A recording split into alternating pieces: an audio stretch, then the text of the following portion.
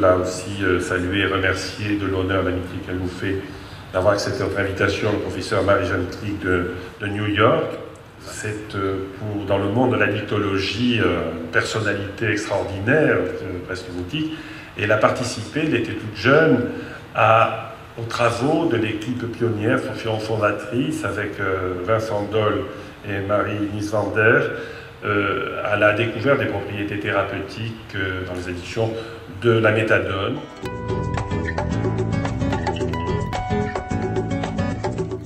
What a pleasure it is to be in Biarritz.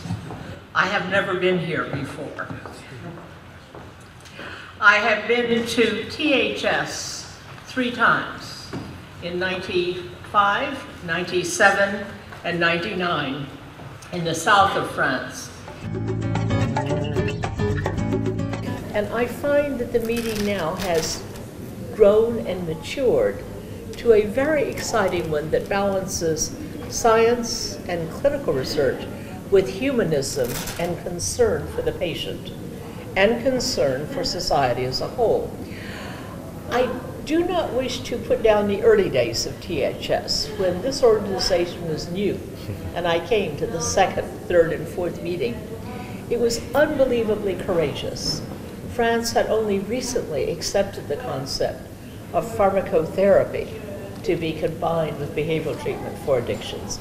Methadone and buprenorphine had just been introduced in the early 1990s after many discussions about this. And the concept of putting together both physicians and others concerned about treatment of addiction with those concerned about treatment of hepatitis, primarily C, but also B and Delta and HIV, was extraordinarily courageous and very important. Our job is not done. We have possibly the most stigmatized of all the disorders, the addictions, grouped together with possibly the 3rd most stigmatized, AIDS. And hepatitis would be stigmatized if the world truly understood that most of our patients were sometime drug users, not necessarily addicted, but drug users, but they were.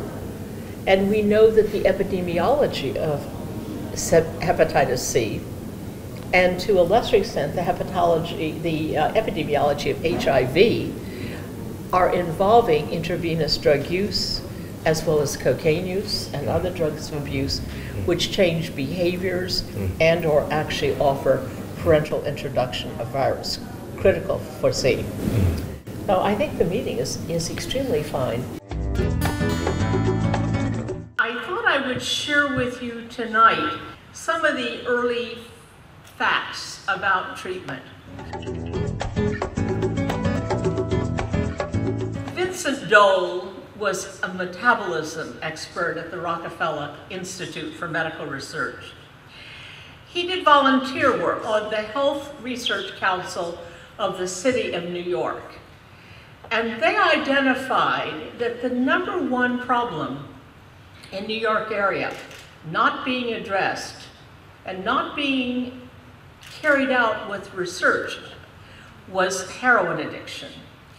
And in the summer and autumn of 1963, Professor Dole decided to change his laboratory from studies of metabolism and hypertension to look for a new approach, a pharmacologic approach for treatment of addiction. And with the permission of the president, Det Bronk, and the head of the hospital, Dr. Macklin McCarty, one of the original discoverers of DNA, he changed his work and the name of his laboratory, and he recruited 2 new staff members. Now, this is a piece of history that is not well known. I didn't join the team of Dole and Neiswander. Neiswander and I joined Professor Dole.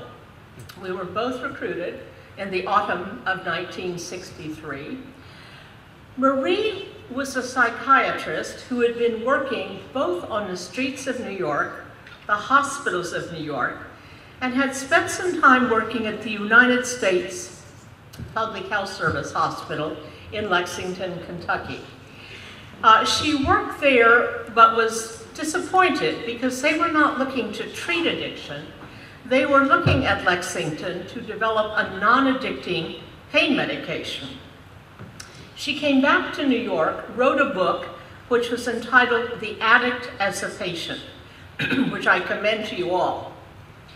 And Vince read that book and asked to meet her, met her, interviewed her, recruited her, and 2 years later married her.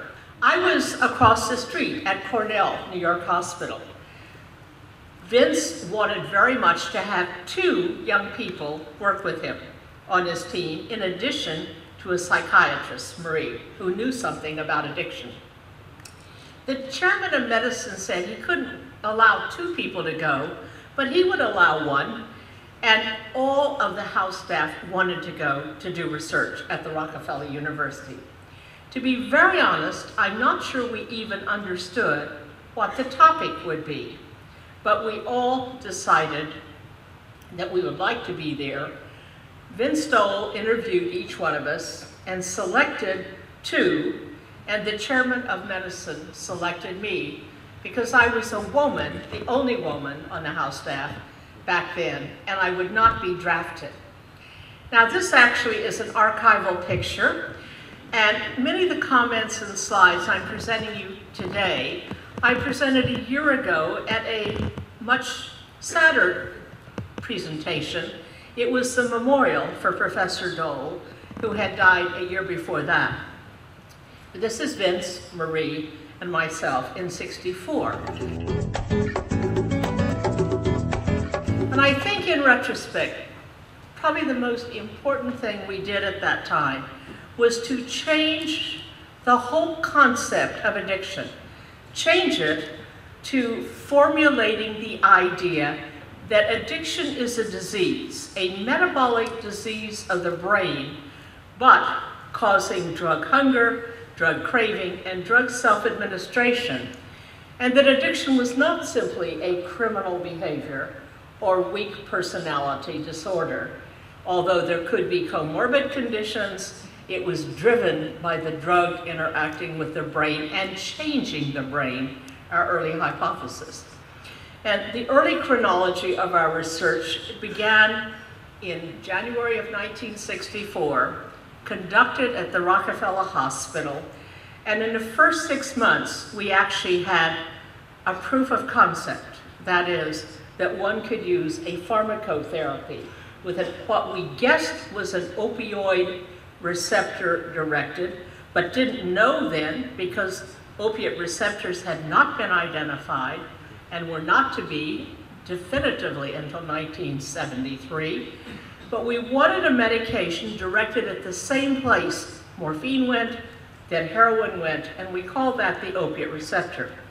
And we wanted a medication that would be orally effective, so there were no needles required, and that would have a long duration of action. At that time, methadone had been studied by 2 sets of groups. One were pain studies carried out by Beecher up at Harvard and Hood at Memorial.